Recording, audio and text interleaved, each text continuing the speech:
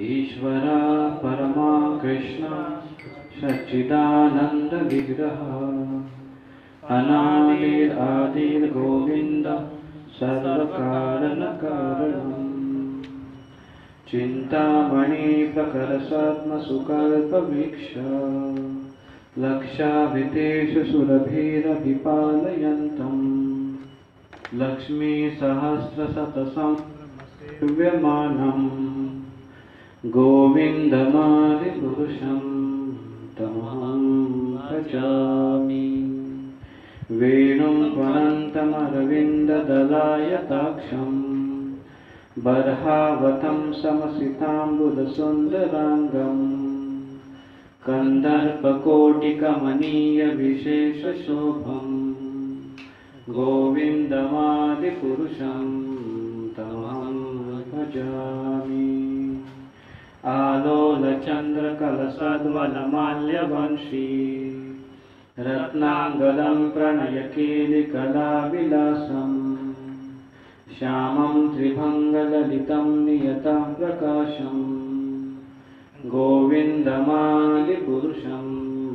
तमहं भजामि अङ्गानि यस्य सकलेन्द्रियवृत्तिमन्ति पश्यन्ति पान्ति कलयन्ति चिरं जगन्ति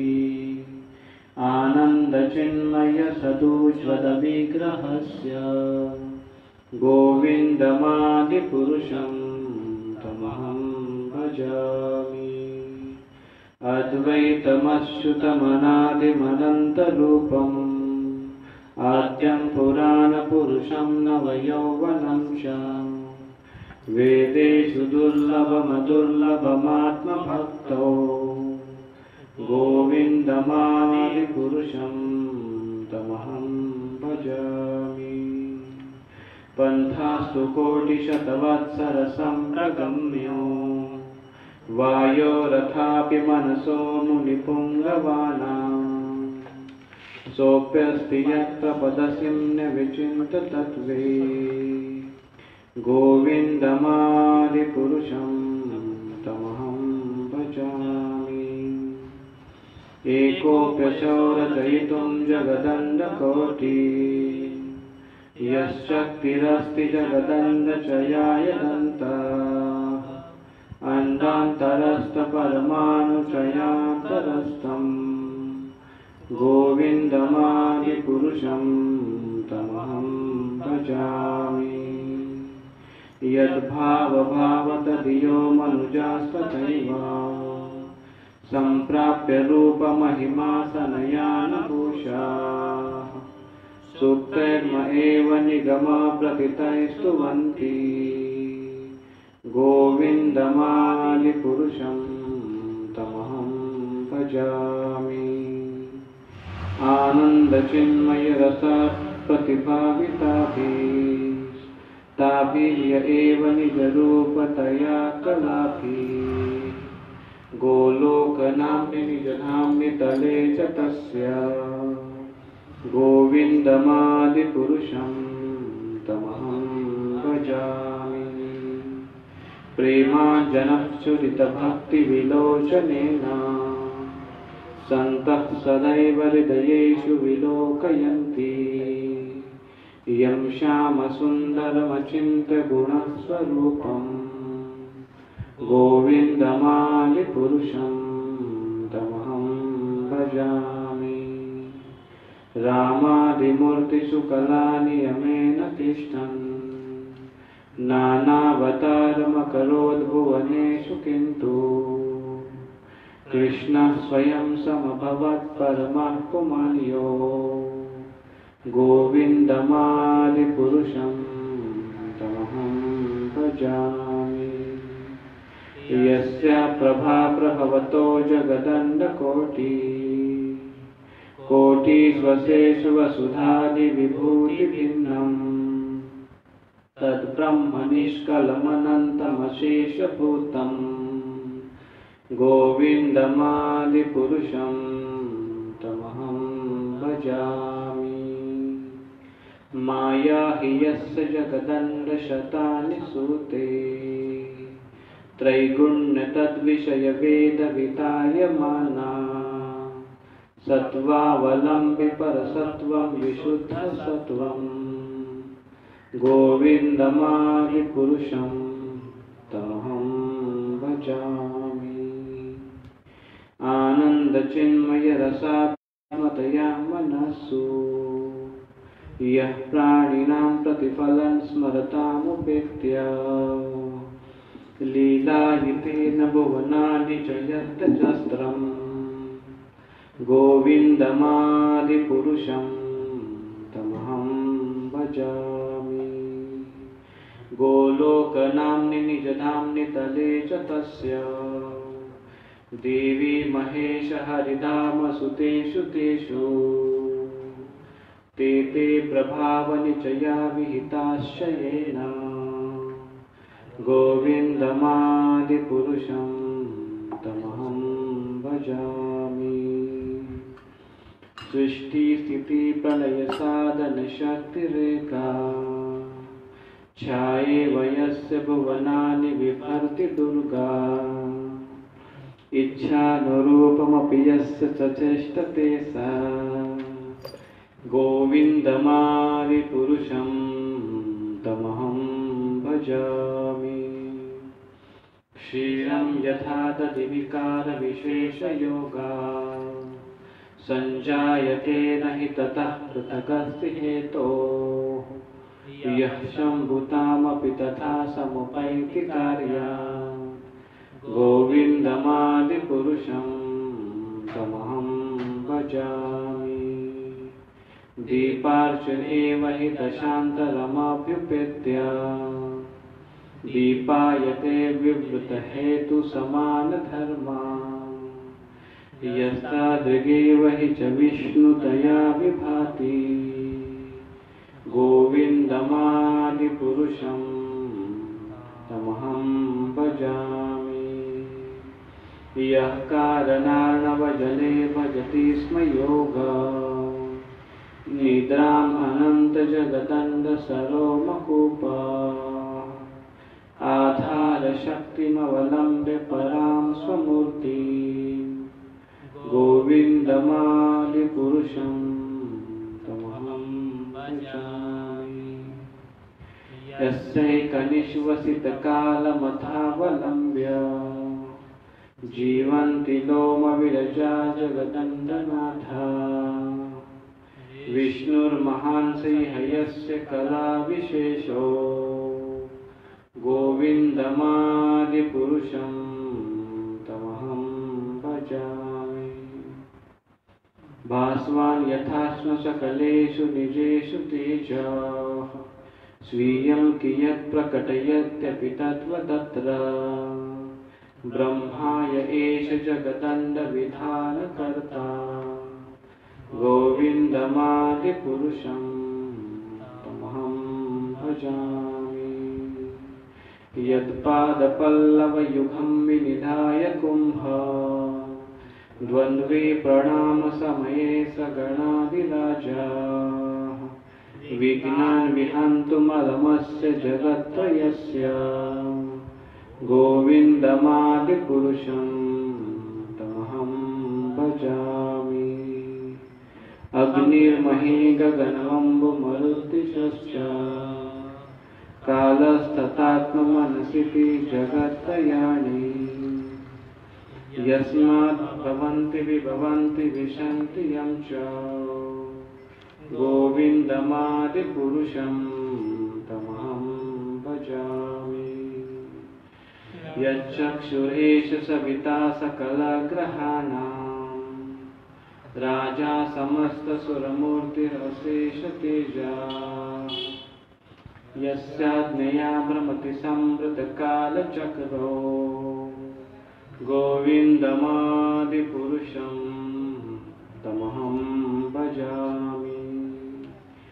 धर्मोऽथ पापनिषयः श्रुतयस्तपंसि ब्रह्मादिकीटपतगावधयश्च जीवाः यद्दत्तमात्रविभवा प्रकटा प्रभावा गोविन्दमादिपुरुषं तमहं भजामि।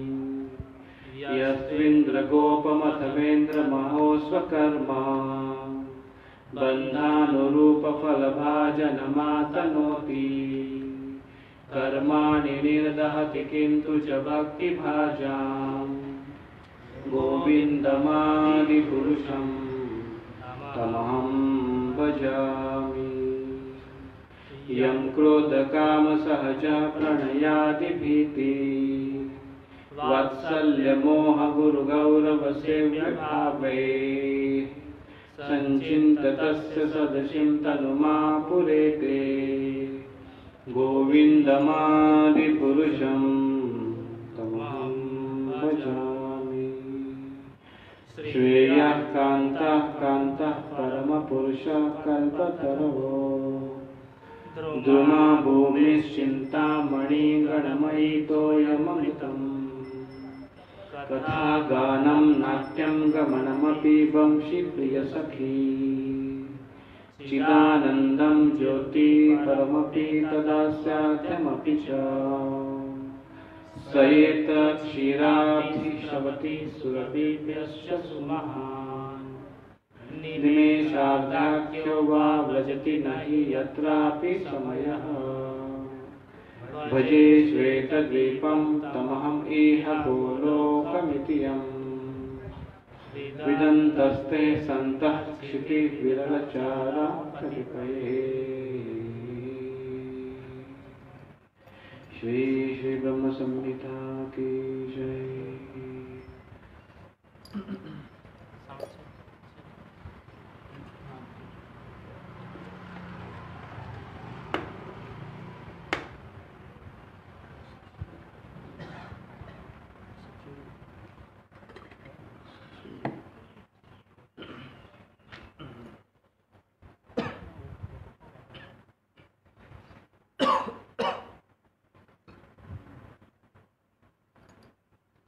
हरे कृष्ण।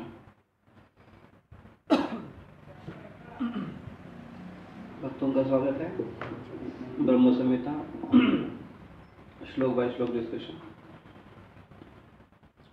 तो कल हमने चर्चा की भगवान विष्णु के बारे में वर्णन कर रहे हैं और उनका धाम, उनका स्वरूप और कैसे वो अपने स्वरूपों को प्रकट करते हैं। जैसे दीप, एक दीप दूसरे दीप को प्रज्वलित करता है और दोनों में सेम शक्ति रहती है, उसी प्रकार से एक ही वो भगवान आदि गोविंद भगवान कृष्ण हैं, वो अपने विष्णु तत्वों में विस्तार करते हैं और वही शक्ति संपन्न वो तत्वों को कर देते हैं।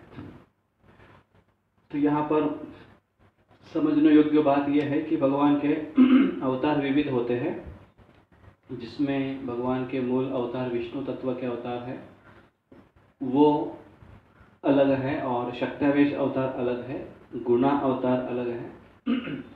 तो गुण अवतार और शक्त्यावेश अवतार इनमें भेद दिखाई देता है, लेकिन भगवान का जो अपना पर्सनली विस्तार जो है स्वांश अवतार विस्तार, उसमें वही सेम गुण दिखाई देते हैं। पिछले श्लोक में इसका उदाहरण के साथ हमने चर्चा की। आगे आज हम 2 श्लोक देखेंगे। इसमें 2 श्लोक एक ही से संबंधित है, एक ही भगवान विष्णु महाविष्णु से। श्लोक नंबर 20। यह कारणार्णव जले भजति स्म योगा निद्रामनंत जगतन्न सर्वमकोपाः आधार शक्तिमवलम्ब्य परां स्वमूर्ति गोविंदमादिपुरुषं तमहं भजामि। यह कारण अर्णव, अर्णव का अर्थ है सागर, कारण नाम का सागर है, कॉजल ओशन जिसको कहते हैं। जले, जल में, भजति स्म योग, आनंद लेते हैं। भज इस शब्द का अर्थ एक ये भी है कि आनंद लेते हैं। निद्राम अनंत, किसमें आनंद लेते हैं वो? निद्रा में आनंद लेते हैं भगवान। तो भौतिक जगत में निद्रा, ये तमोगुण का प्रभाव के कारण निद्रा व्यक्ति को होती है। तो तमोगुण में कोई आनंद नहीं है, फिर भी कुछ लोग तमोगुण में आनंद लेते हैं, लेकिन तमोगुण के आनंद का, तमोगुण इटसेल्फ ये क्षय करने वाला है, नाश करने वाला है। तो इसलिए उसमें किसी को अगर आनंद मिलता है तो आनंद नाशवान आनंद है, या बहुत अधिक उस व्यक्ति को अधिक समय तक न टिकने वाला और अधिक आनंद, हृदय को आनंद न देने वाला है। भगवद गीता में भगवान कृष्ण कहते हैं आनंद के बारे में भी, या आहार के बारे में भी, कि जो आहार आनंद नहीं प्रदान करता है तमोगुण का, ऐसा। तो लेकिन यहाँ पर भगवान 3 गुणों से परे है। अभी हमें सोने के लिए तमोगुण की आवश्यकता है, लेकिन भगवान को सोने के लिए तमोगुण की आवश्यकता नहीं है। भगवान सत्वगुण में विशुद्ध सत्व को धारण करते हैं, पिछले जैसे श्लोकों में हमने चर्चा की। लेकिन यहाँ पर विशुद्ध सत्व गुण में होने के बाद भी सो जाते हैं भगवान। तो ये अचिंत्य भेदाभेद है कि भगवान सोते हैं भी और सोते नहीं भी। भगवान अगर सो गए तो सब सो जाएंगे, कोई बचेगा नहीं, कुछ भी नहीं बचेगा। क्योंकि जिस अर्थ से हम सोने की परिभाषा करते हैं, क्योंकि हमारा सोना मतलब बाकी सब कुछ खोना, कार्य खोना, याददाश्त खोना, सब कुछ हमारा शांत पड़ा रहता है, यहाँ तक कि हम मृतवत होते हैं, हम कार्य नहीं कर पाते सोते समय। तो भगवान अगर इस अवस्था, इस प्रकार से अगर सोते होंगे तो फिर हम जैसे सोते हैं तो हम कुछ कार्य नहीं कर पाते हैं, हम याद नहीं कर पाते हैं, हम किसी की मदद नहीं कर पाते। तो भगवान ऐसे अगर सो जाएंगे तो किसकी मदद करेंगे, क्या कार्य करेंगे? तो भगवान का अगर हस्तक्षेप नहीं तो सृष्टि कैसे कार्य करेगी? तो इसलिए ये भगवान का सोना, ये जागने के जैसे भी सोना है, वो सोने के जैसे भी जागना है भगवान का। तो अचिंत्य भेदाभेद है ये। और सत्वगुण में होते हुए भगवान आनंद लेते हैं इसमें, इसलिए वो आनंद लेते हैं नींद का। भगवान नींद में आनंद लेते हैं। निद्राम अनंत जगदंड। अभी यहाँ पर खास कर ये श्लोक जो बताया गया है, ये आधार शक्ति अवलंबे पराम स्वमूर्ति। आधार शक्ति जो कारण सागर पर सोया हुआ है। यहाँ पर हम जो महाविष्णु का चित्र दिखते हैं, खासकर हम गर्भोदकशाही विष्णु का चित्र देखते हैं, तो वहाँ पर वो अनंत शेष के ऊपर सोए हुए दिखाई देते हैं चित्र में। लेकिन यहाँ पर बताया गया है कि निद्राम अनंत, अनंत अनंत के ऊपर वो सो जाते हैं भगवान महाविष्णु। और उनके शरीर से जो उनके ऊपर सोए हैं, अनंत के ऊपर जो सोए हैं, उनके शरीर से जगत अंड सरोमकूप, उनके शरीर रंध्रों से अनंत कोटि ब्रह्मांड बाहर निकलते हैं। और ऐसे भगवान के भी जो आधार स्थान है वो अनंत शेष, उसके बारे में वर्णन किया गया है कि जो कारण सागर में सोए हुए रहते हैं। तो एक तो अनंत शेष सोए हुए रहते हैं या लेटे हुए रहते हैं, और उसके ऊपर भगवान लेटे हुए रहते हैं, ये इसमें वर्णन किया गया है। देखिए अनुवाद इसका पढ़ते हैं। जो अपने आधार शक्ति स्वरूप अनंत शेष नामक श्रेष्ठ मूर्ति का अवलंब करके अपने रोमकूपों में अनंत ब्रह्मांडों को समाये हुए योग निद्रा का आनंद लेते हैं, उन आदि पुरुष भगवान गोविंद का मैं भजन करता। तो वो भगवान जो जिनके ऊपर भगवान सोए हैं, वो भगवान मतलब वो अनंत शेष, वो भी भगवान का एक विस्तारीय स्वरूप है, भगवान का एक अंश है। तात्पर्य में छोटा सा तात्पर्य बताते देखिए। यहाँ महाविष्णु की शैया पर शैया रूप अनंत शेष का निरूपण किया गया है। महाविष्णु जिस अनंत शैया पर शयन करते हैं, वही अनंत कृष्ण के दास तत्व रूप शेष नाम के अवतार विशेष है।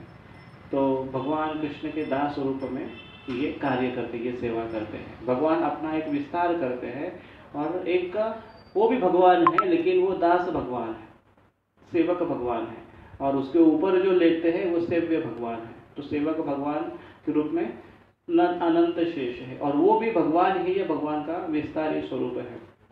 और वही फिर आगे चलकर अनंत शेष आगे बलराम जी और लक्ष्मण जी नित्यानंद प्रभु के रूप में प्रकट होते हैं, जो कि सबसे पहले सेवक है, इसलिए ये सबको सेवा करना सिखाते हैं।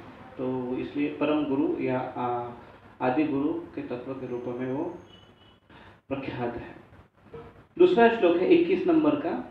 यस्यैक निश्वसित काल मथावलंब्य जीवंती लोम विलजा जगदंडनाथा विष्णुर्महांस यस्य कला विशेषो गोविंदम आदि पुरुषम तमहम भजामि। यस्य एक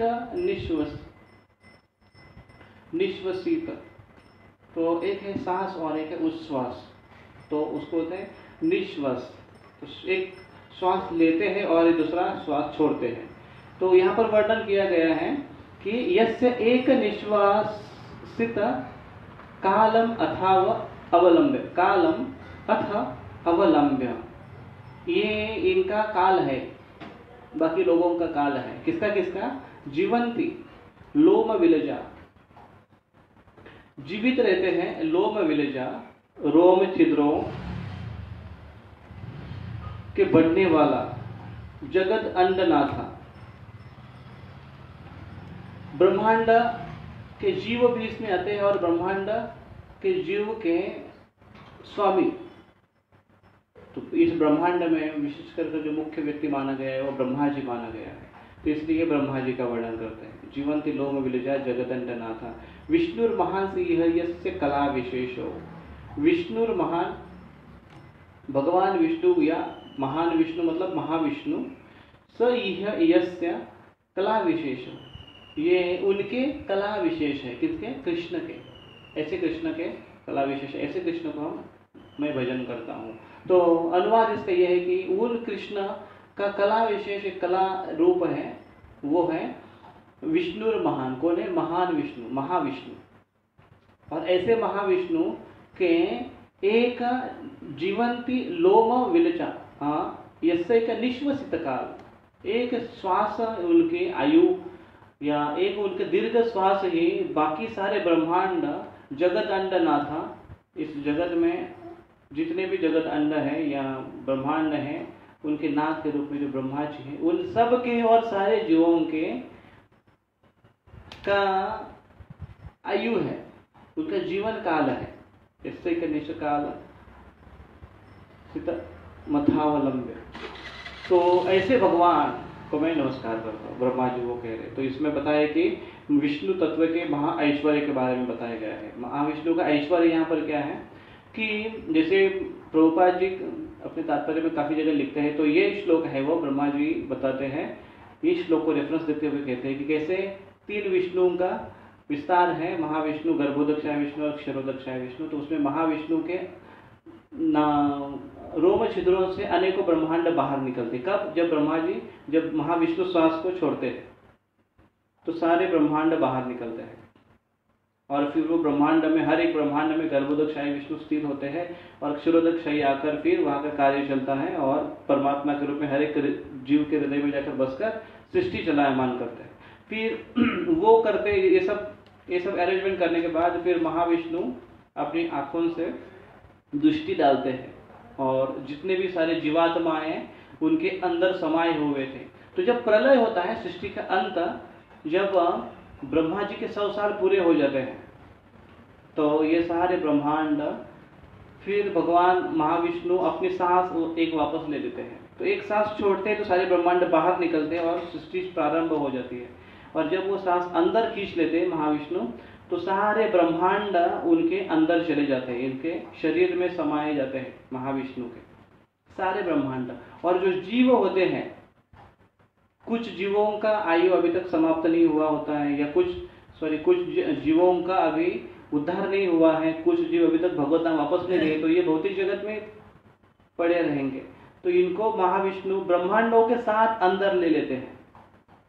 जब अंदर आ जाते हैं वो जीवात्माएं, तो महाविष्णु का ये सांस जब अंदर आ रही है, तब तक वो दीर्घ सांस तक वो अंदर ही पड़े हुए रहते हैं, सुप्त अवस्था में सारे जीव। और फिर महाविष्णु जब अपने सांस छोड़ते हैं, तो ये सांस लेना और छोड़ना महाविष्णु के लिए कुछ समय का काल है केवल, लेकिन हमारे लिए बहुत बड़ा समय है। ये कितना बड़ा समय है? ब्रह्मा जी का एक आयु, मतलब ब्रह्मा जी के 100 साल। अब इसका अगर कैलकुलेशन करेंगे तो हमारा कैलकुलेटर कम पड़ेगा, क्योंकि ब्रह्मा जी का एक दिन का कैलकुलेशन अगर हम करें तो बहुत बड़ा हो जाता है। ब्रह्मा जी का एक दिन, वो एक दिन मतलब 24 घंटे, 24 घंटे मतलब 2000 चतुर्युग हो जाते हैं। 2000 चतुर्युग, 1000 चतुर्युग मतलब 12 घंटा, और 1000 चतुर्युग का कैलकुलेशन है। हर एक युगा साइकिल का जो कैलकुलेशन है, वो कैलकुलेशन आप कर सकते हैं।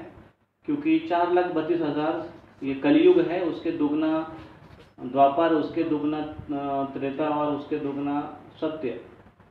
ऐसे 4,32,000 प्लस 8,64,000, फिर कितने हो जाते हैं 12,96,000, और फिर सत्ययुग होता है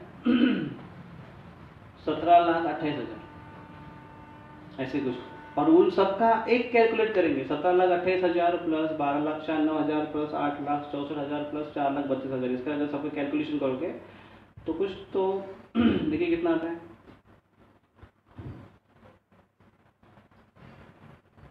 वो एक चतुर्युग है, वैसे 2000 चतुर्युग मतलब 24 घंटा हो गया,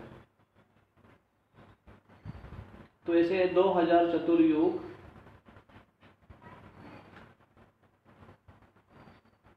वो फटा मोबाइल है, उसमें कैलकुलेटर लाग इधर बताता हूँ।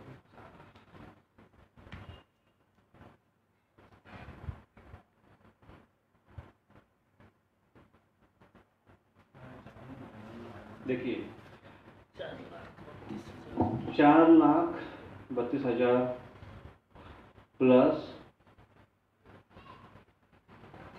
8,64,000 प्लस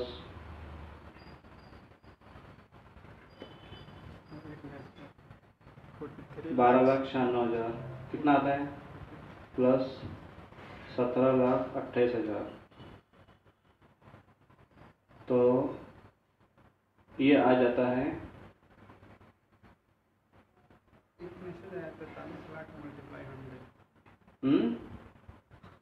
अच्छा क्वेश्चन की कैलकुलेशन किया है 43 लाख इंटू 1000। नहीं यहाँ पर आया नहीं ठीक से 43, हाँ वही है 43 भगवत गीता में प्रभुपाद जिसको कैलकुलेट करते हैं, तो वैसे एक दिन का है 24 घंटे का है, और वैसे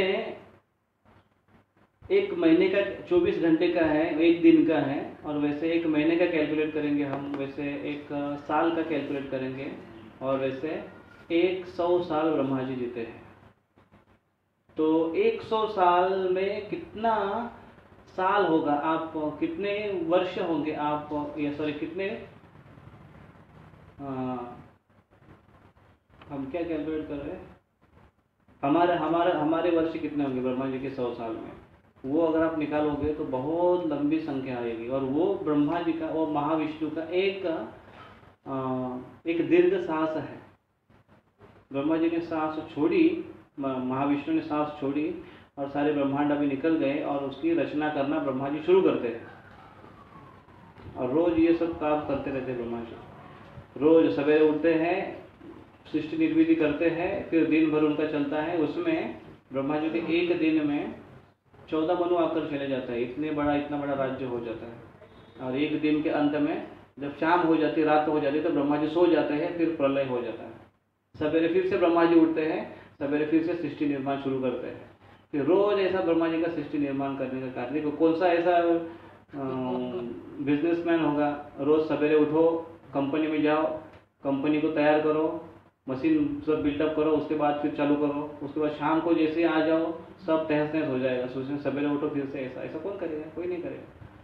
ब्रह्मा जी इतना हार्ड वर्क करते हैं, लेकिन ये ब्रह्मा जी का इतना बड़ा समय जो हमारा कैलकुलेशन में इतना बड़ा है, महाविष्णु के लिए केवल एक, तो ये उनका एक बड़ा ऐश्वर्य है महाविष्णु का। और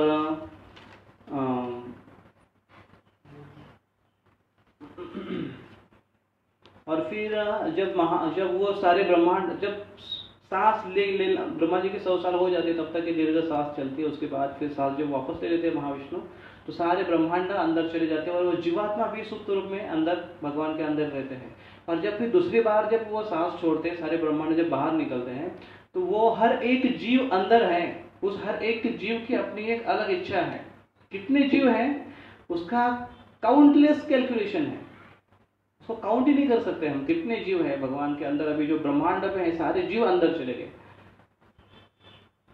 हम इसके बारे में सोचेंगे भी तो हेडेक शुरू हो जाएगा आपको। क्योंकि हम जहाँ पर है अभी हमारे इर्द गिर्द कितने सारे जीव होंगे, हवा में कितने होंगे, पानी में कितने होंगे, ऊपर से नए नए कोरोना जैसे तैयार हो जाते हैं वो अलग, ऐसे कितने तो सारे जीव हैं। ये सारे जो जीव, ये सारे इतने सारे ब्रह्मांड के जीव महाविष्णु के शरीर में समाये जाते हैं अंदर। और जब दूसरी बार सृष्टि होती है, सांस छोड़ी जाती है, तो सारे ब्रह्मांड बाहर निकलते हैं। तो हर एक जीवात्मा की क्या इच्छाएं थी पिछले जीवन में जो बची है, क्या उसकी इच्छाएं हैं, क्या उसके कर्म हैं, उसके अनुसार उसको कौन सा शरीर मिलना है, कहाँ पर उसको शरीर देना है, कौन से जगह पर, कौन से राष्ट्र में, कौन से लोकेशन में, वो भगवान बराबर डिसाइड करते हैं। सोचिए कितना बड़ा भगवान का मैनेजमेंट है।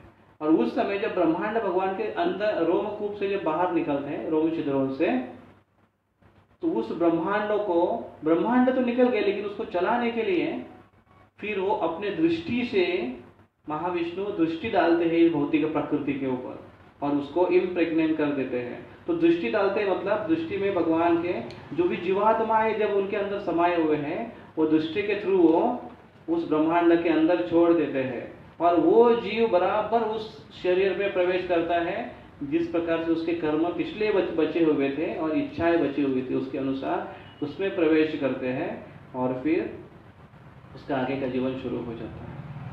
तो फिर आगे का गंतव्य, फिर आगे उसकी इच्छा के अनुसार कार्य करता है, उसके फल भुगतता है, ऐसे वो चलते रहता है। तो इसमें से चांस है उन जीवात्माओं को कि जो भगवान के शरण में आना चाहते हैं। तो ब्रह्मा जी के, ये महाविष्णु के एक सांस में ये अवसर दिया जाता है कि जो भगवत धाम वापस जा पाए, गए गए, नहीं गए, फिर से रचे पचे है, अभी फिर से उसको महाविष्णु सांस खत्म हुई, फिर से उसको अंदर लो ब्रह्मा जी के एक दिन, एक आयु में। अगला जब सांस छोड़ते तो अगला नया ब्रह्मा जी आते हैं, नया ब्रह्मा जी का जन्म होता है। तो इस प्रकार से ये हमारा जीवन काल कितने सारे जन्मों से, कितने सारे प्रलयों के बाद तक हमारा चलता आ रहा है, हमको पता नहीं है कब से चल रहा है। तो एक बार अवसर मिला है, ब्रह्मांड भ्रमित को न भाग्यवान जीव गुरु कृष्ण प्रसाद पाए भक्ति लता प्रिय, श्री चैतन्य चरितामृत में बताया गया है कि ऐसे कई ब्रह्मांड भ्रमित है, एक ब्रह्मांड में नहीं भ्रमण किए, बहुत सारे ब्रह्मांडों में भ्रमण किए हमने। हमारी इच्छा के अनुसार, कर्म के अनुसार उस ब्रह्मांड में अगर वैकेंसी है, जगह खाली है हमारे लिए, शरीर, उस जगह पर हमको भेजा जाता है हमारे इच्छा के अनुसार, कर्म के अनुसार, और उसके अनुसार हमें अगला गंतव्य प्राप्त हो जाता है। तो ये इस श्लोक में बताया गया है, 2 श्लोक में, खास कर महाविष्णु, अनंत शेष और महाविष्णु के बारे में, कि इस प्रकार से उनका ये स्वरूप है। अभी अगले श्लोक में बताएंगे कि इस ब्रह्मांड के बारे में, ब्रह्मांड के अंदर की रचनाओं के बारे में बता रहे हैं, जिसमें सूर्य देव, अग्निदेव, इनके बारे में थोड़ा सा वर्णन आएगा। तो उनके भी स्वामी भगवान कैसे, उनसे कार्य कैसे करवाते, वो हम आगे उसके ऊपर चर्चा करेंगे। बहुत बहुत धन्यवाद। हरे कृष्ण। किसी का कोई प्रश्न है तो भेज सकते हैं। क्या तो अभी इसका भूसावल है। अच्छा, तो आपके से कुछ भक्त केवल लिंक पर क्लिक कर आप आए होंगे, आपको शायद पता नहीं होगा, लेकिन ये अभी ISKCON Bhusawal group, ISKCON Bhusawal Facebook account है ये, इसके ऊपर आपने लॉगिन किया है। इस्कॉन भूसावल, पहले आप राजसत्ता दास इस अकाउंट पर आप लॉगिन करते थे, अभी इस्कॉन भूसावल का अकाउंट शुरू हो चुका है। तो इसलिए कल से आप इस्कॉन भूसावल सर्च मारकर उसमें आपको लाइव पर तुरंत दिखाई देगा, आप लाइव पर क्लिक करके आप सीधा अंदर एंट्री मार सकते हैं। तो अभी तुरंत ही हम डीटी वर्शिपिंग गाइडलाइन में आप आएंगे, हम सबको विनती है कि उसमें आ जाइए। और कल का सेशन, कल क्योंकि ड्रेसिंग है इसलिए कल का सेशन नहीं होगा। परसों रविवार एज यूजुअल भागवतम क्लास जो रविवार को होता था पहले, वैसे रविवार से शुरू होगा, कल नहीं होगा कोई सेशन। आप तुरंत अभी अगला हमारे सेशन में आप एंट्री मार सकते हैं।